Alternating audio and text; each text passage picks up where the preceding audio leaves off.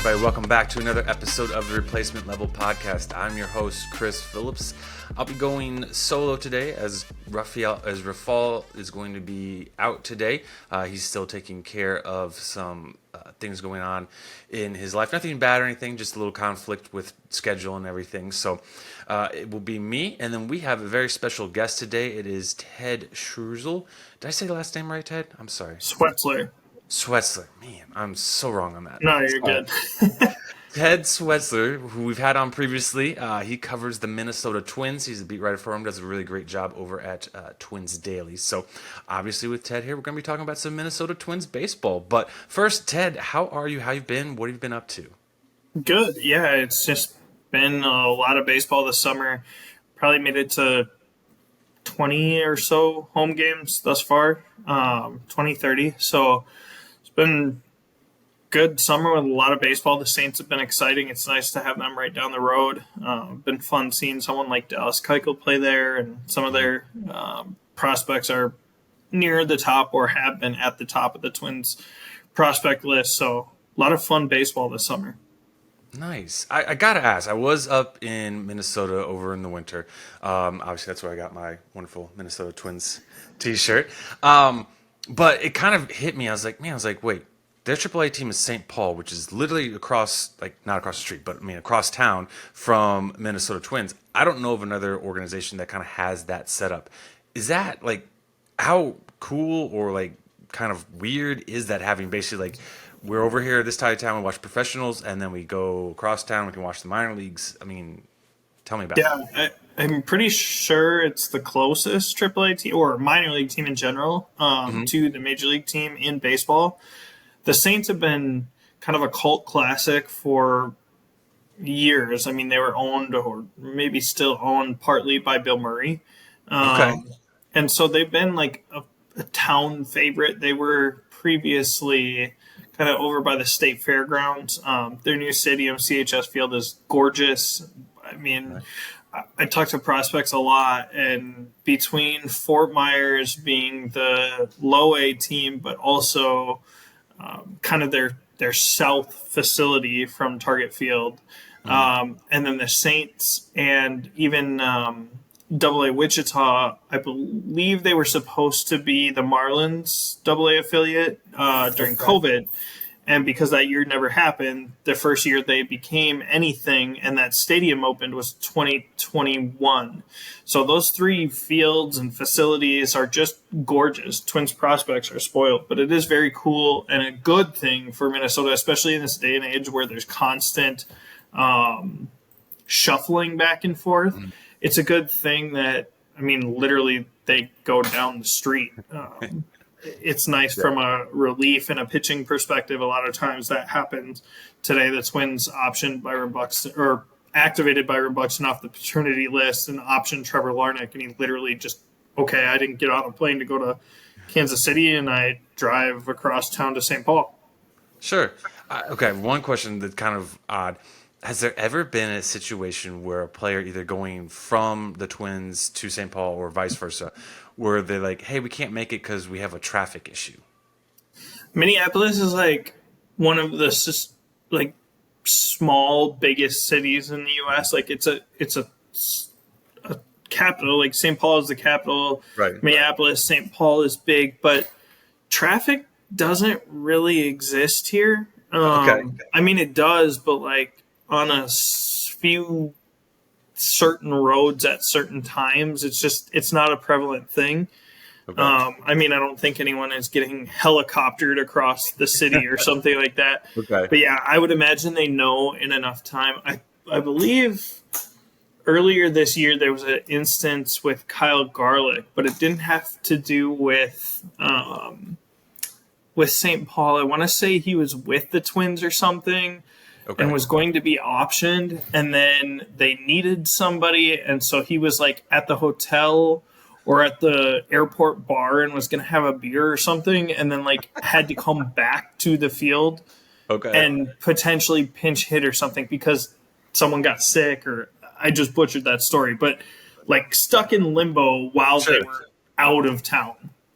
That okay, wow, that's pretty cool. I mean, I can't think of another organization that would be able to have something like that happen and be able to kind of like get away with it. Kind of sounds like a bad thing, like they're trying to cheat the system or something. But just like being that close to the two facilities, you can kind of have something like that happen. Like it's all right, no big deal. Like you just 5 minutes out kind of a deal. So, wow, that's pretty cool. All right, we're going to talk a little more about actual baseball teams here and a little less about the logistics between going from St. Paul to Minneapolis here. So, yesterday, a little bit of kind of big news in the AL Central with the Guardians basically selling off or at least kind of, not going for it this year with their trade of Ahmad Rosario, which is kind of interesting. I saw some of your tweets about kind of questioning this move, considering the Guardians aren't too far behind the Twins. So now the question is, if the Guardians are going to be sellers, is there really another team in the AL Central that Twins fans should be concerned about that could overtake the Twins for winning the division? Or at this point, is it kind of the Twins' division? They've got it all locked up. So I got raked a little bit by Cleveland fans for that. And my stance wasn't so much that Ahmed Rosario is this amazing player. I mean, he's been horrible defensively this year. He's right around league average from an offensive perspective. He's not somebody that they're necessarily going to miss. However, installing a new starting shortstop in the midst of a playoff run is a weird ask, especially because they're looking at probably Gabriel Arias, who is one of their top prospects, and then Brian Rocchio, who they just promoted to take Rosario's spot. Both of them, I mean, Arias has been terrible at the major league level. Granted, he's young, former or current, I believe, top 100 prospect. Rocchio has played, I believe, 4 games at the major league level, so there's nothing really to discern there, but he hasn't been unbelievable at AAA. He's got something like an 800 OPS, doesn't strike out a lot, walks a lot. Yes, in the future, both of them are probably better than Ahmed Rosario is right now. But you're playing a 50-game season or a 60-game season basically at this point. And so to reestablish, again, Arias has been at the major league level, so his acclimation is not nearly as much. Rocchio, though, hey, go out and be our regular guy and also produce to a level that we can catch the Twins. I just thought it was a weird decision to make, especially because they aren't cashing in on anything. Sure, he's a free agent at the end of the year, but like Noah Syndergaard is not a good return.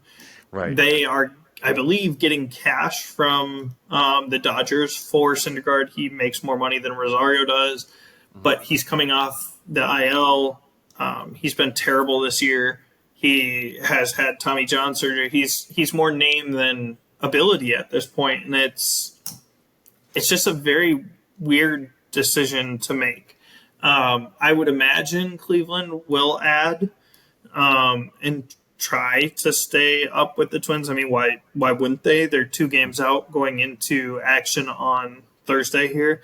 But if it's not them, it's nobody. It's the Twins' division to lose, and last year they got so hurt that they couldn't stick in it. This year it seems different. They're getting healthy at around this time. They're getting Jorge Blanco back. They'll get Royce Lewis back. Byron Buxton just came off the paternity list. They'll get Caleb Thielbar back. Like, they're going to get guys back, and the White Sox are clear sellers and also bad. And then the Tigers have just kind of, they flirted with being relevant for a little while this year, and they're not good either. So, yeah, I mean, it's a Twins or Guardians division at this point. Okay. Now we're talking about the trade deadline that's coming up here. It's just a few days out as of August 1st. What are expectations that Twins fans should have as that deadline approaches? Yeah, I put out some at Twins Daily today. I mean, I think it's going to be a boring deadline, which is okay. The Twins basically all year, and with coaches I've talked to and players, the reality is they need to trade with themselves, right? Like they need Byron Buxton to be consistent, and he really hasn't been for most of his career. But it's even less so as just a DH because he doesn't get to go out there and contribute as a defender.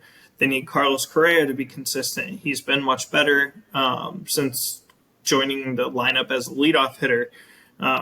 They need somebody like Joey Gallo to stop going through such massive slumps. But if they can get those types of things squared away, or get, Royce Lewis back, insert Matt Wallner into the lineup, things like that, they're going to benefit offensively from themselves. They did swap Jorge Lopez yesterday for Dylan Floro from Miami. That was a weird trade from the Marlins perspective. I talked with someone in the front office and wondered if potentially they were trying to send Jorge Lopez closer to home. I know he dealt with some mental things, dealing with an injury or health issues with his child, and being in Miami is closer to home. They said they didn't really factor that in. It just so happened to work out. But for the Twins, Jorge Lopez was really great last year, and that trade that they made with Baltimore kind of blew up. But Dylan Floro has really, really good underlying numbers.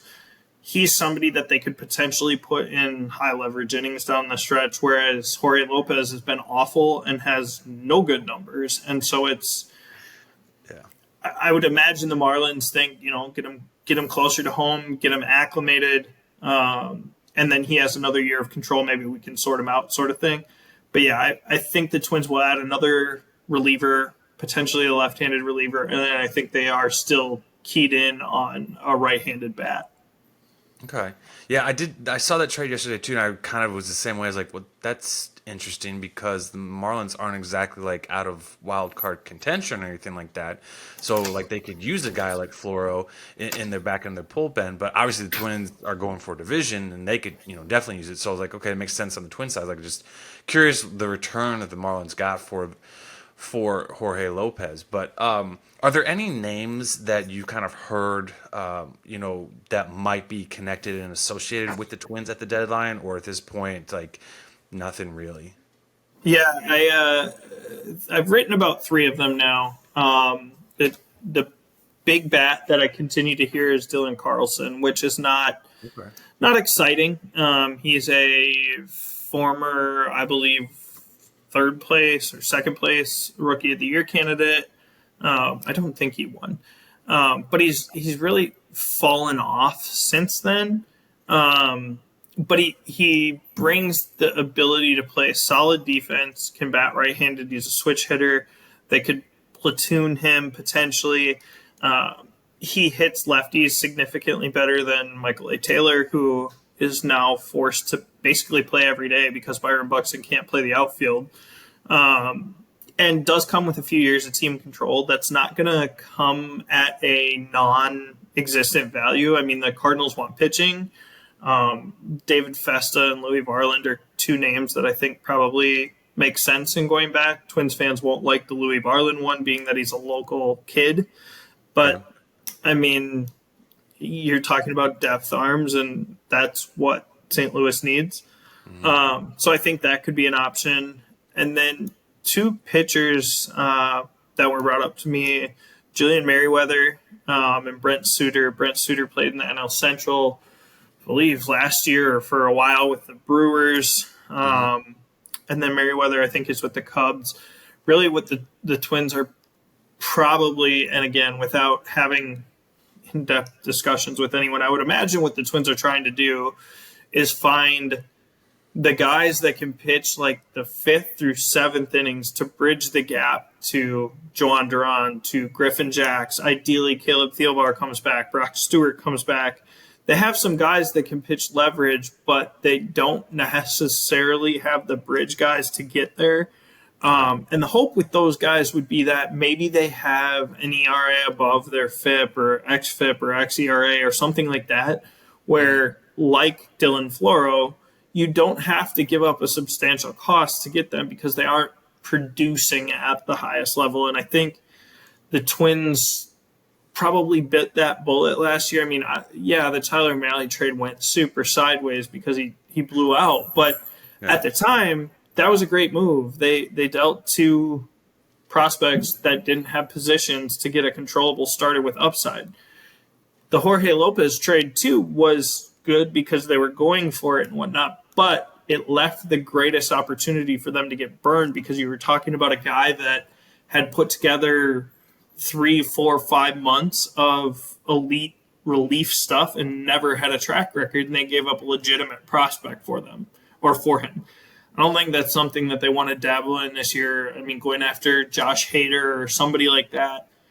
Hader's a rental as opposed to Lopez coming with the years of control. But if you trade for that high level reliever type, you're going to give up a legitimate prospect. And it's 3 months. If they don't pitch lights out for 3 months, you lose.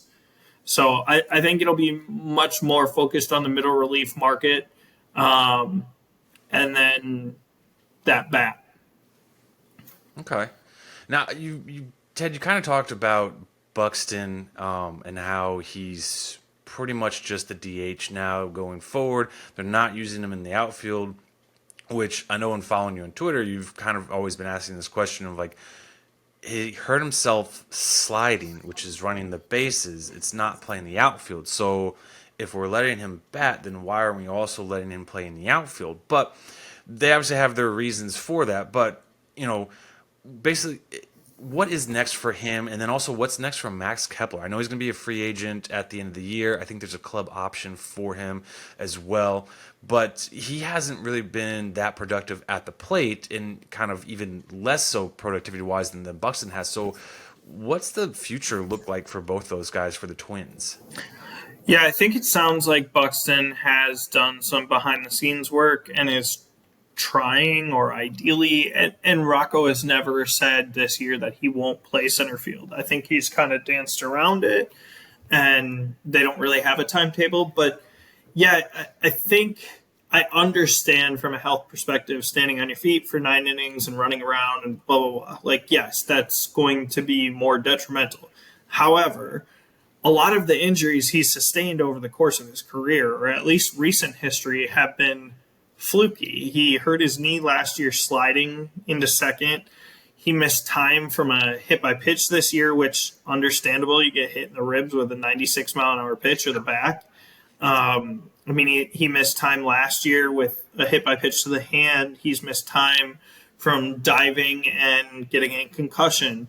At some point, you can't predict future injury. And roster-wise, they're so hamstrung by having him just DH, and no team really in baseball is doing that anymore because it doesn't make sense. I mean, the position is a bat position, rotate guys through based on matchups, based on getting time off, whatever.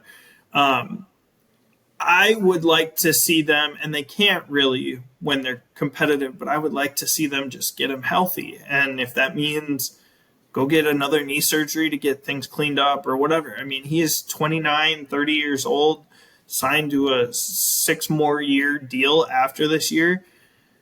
To me, it should be more focused on how do we make sure he's a center fielder going forward than just, I know he told me at the jersey unveiling and whatever this offseason, like my goal, I played 90 some games last year. That's the most I've played since like 2016. My goal is to beat that.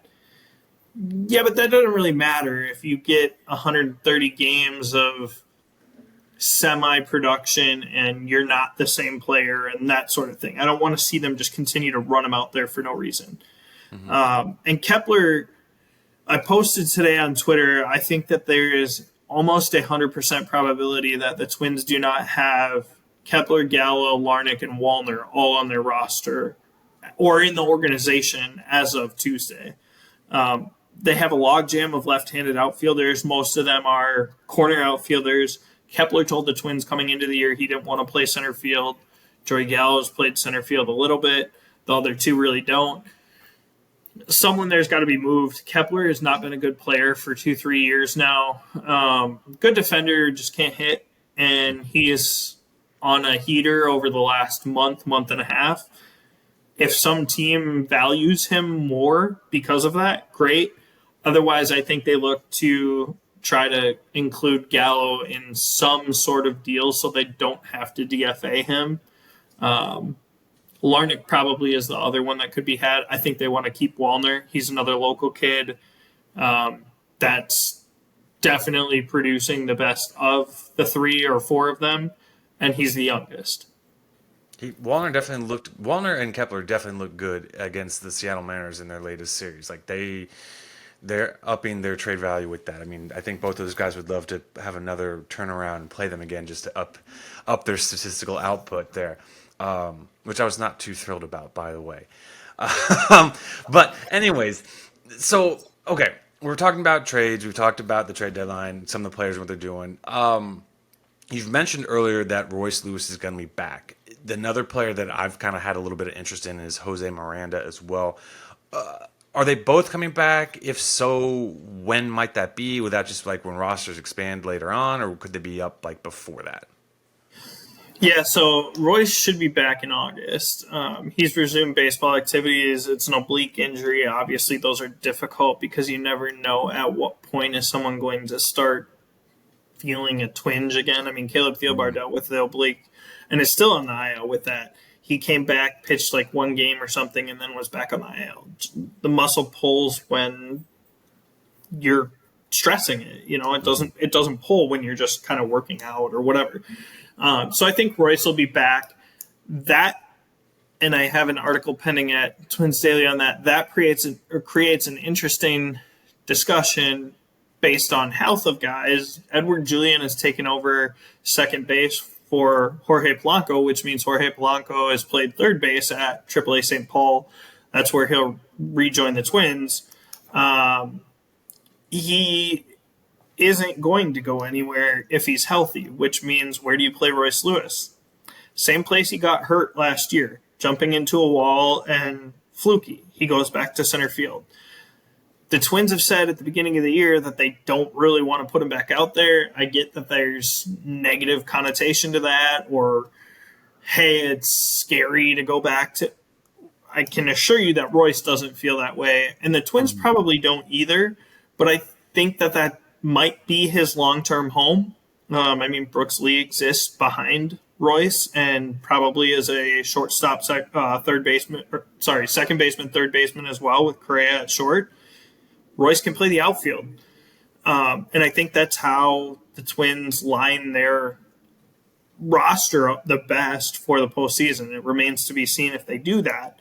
On Miranda, I don't know what they do there. He really didn't earn the promotion that he got when Polanco went down. And he did have to, or when Lewis went down, and he did have to go play third base. And that's where he's best suited. He's a better third baseman than he is a first baseman. But the problem he's had since about halfway through his rookie year is that pitchers have found he can make contact, and he doesn't understand what contact is good contact. A guy like Luis Ariz, who the Twins traded,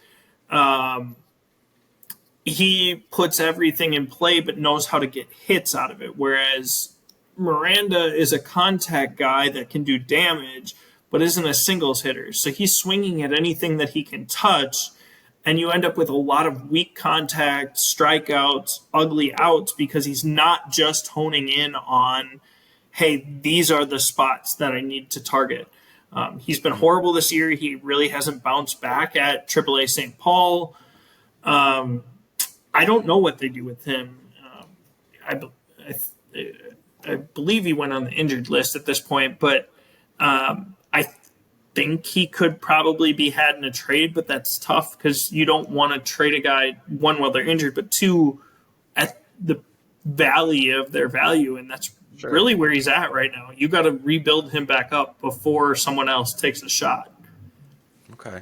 I mean, that makes sense. It really does. And he's for sure struggled and kind of I saw when he was down in AAA that some of the reports coming out was that he was not having the success that you'd expect from a guy who did have such success in the major league level. If they go down because they're in a slump or whatever, you kind of like, okay, you give them a little bit of time, they get, to get right, get acclimated, and okay, then once they get right, you see them just like crush it and they get the call up. And that's not the case with him. So it is very surprising to see that happen with him. Are there any prospects that Twins fans can be looking forward to that could get called up this year, or are they still just another year out?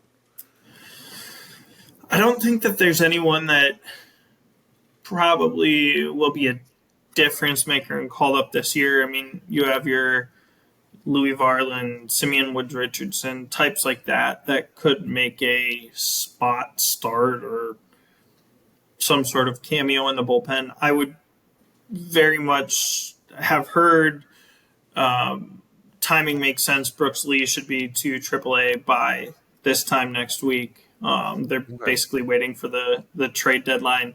So he'll go up. Deshaun Kiersey Jr. could go with him. He's an outfield prospect, probably further down on the top 30, obviously. But yeah, they don't really have anyone super close that is like this impact bat. I think Lee will get a long look in spring training next year, depending on how the roster shakes out. And I think he could be an option at second base, third base, relatively early on next year, maybe midsummer, Okay. especially depending on where they put Lewis at.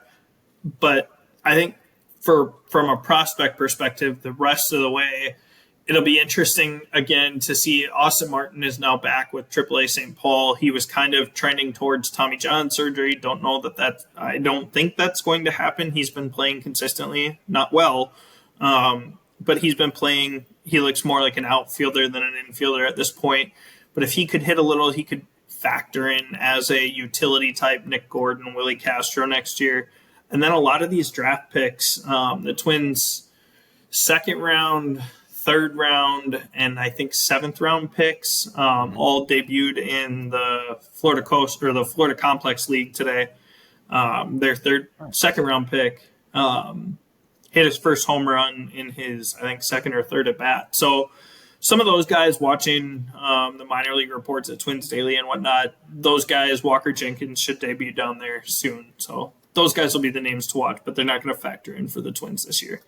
Gotcha. Now, speaking of the draft, are you pleased with what the Twins did in this draft? Or are you kind of left wishing they did a little bit more, or how are you feeling? Yeah, I'm not a huge draft guy as far as like understanding where these picks come from. Okay. At Twins Daily, we have two guys, Jamie Cameron and Jeremy Nygaard, that do an amazing job.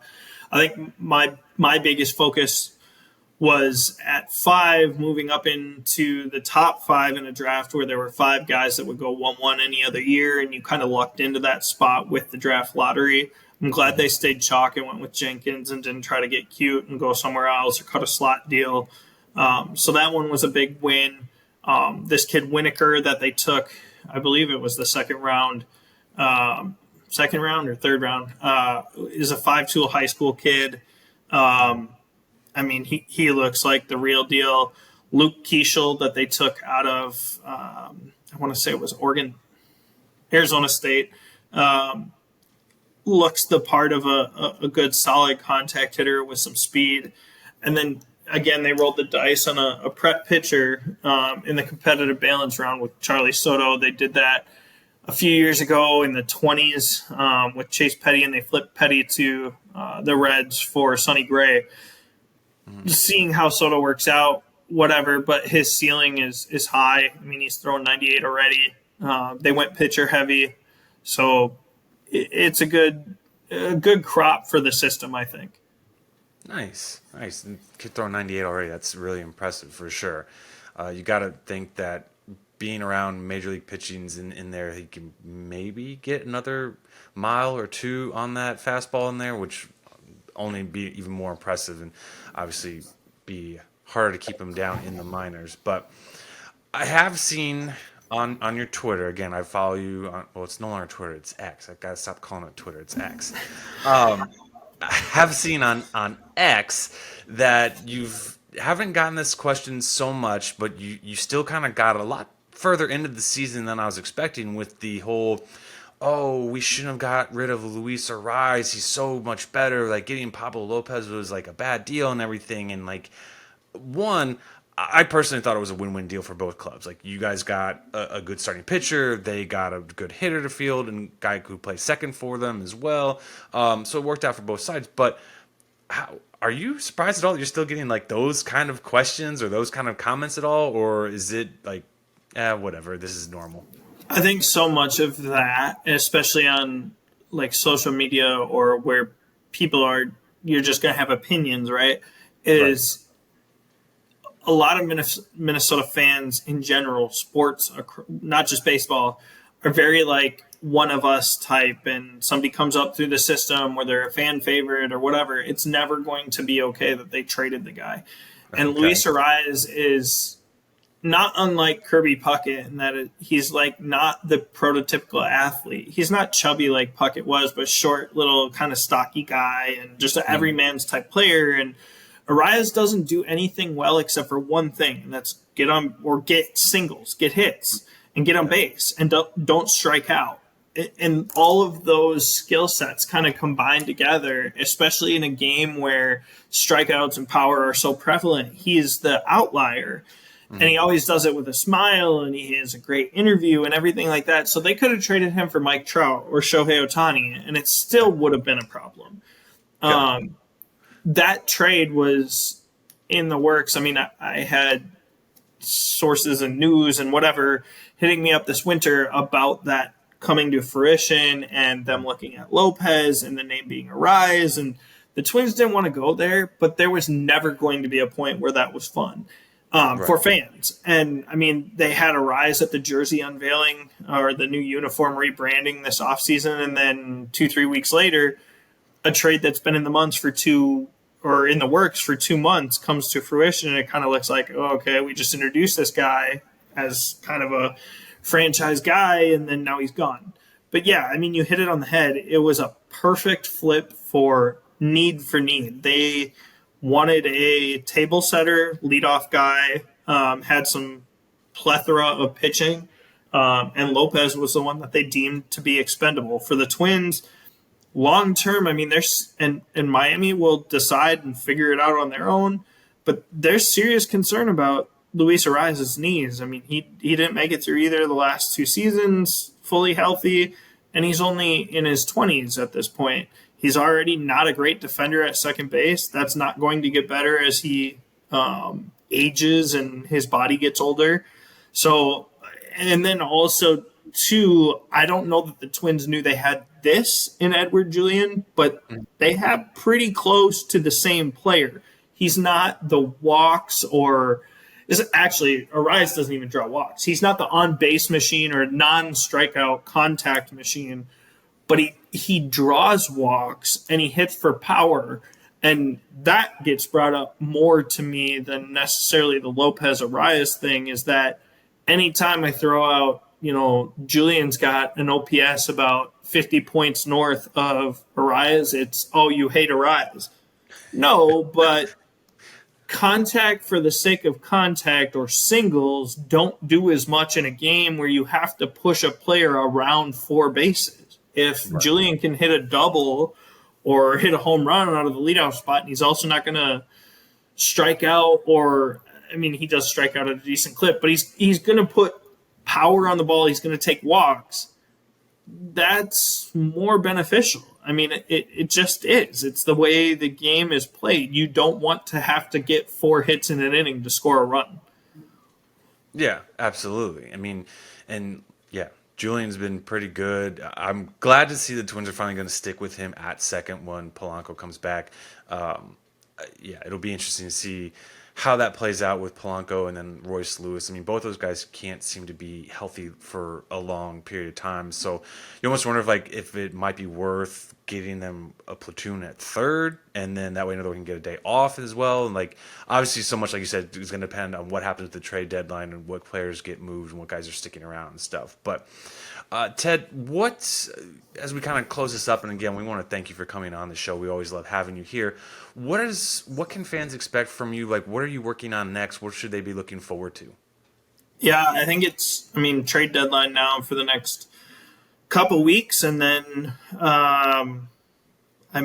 hopefully we have a decent amount of content coming out regarding the division race, and the Twins can stay ahead of Cleveland down the stretch. I mean, last year they really didn't lose it, or Cleveland really didn't win it. The Twins kind of lost it on their own with so few able bodies just to take the field. I should be talking to Walker Jenkins, the Twins' 5th overall pick, this weekend at Twins Daily. mean, different content down the line. It looks like tomorrow, Friday, is probably Dallas Keuchel, or for sure will be Dallas Keuchel's last AAA start. What he does there is going to definitely depend on how the Twins want to handle their roster out of the deadline and out of the break.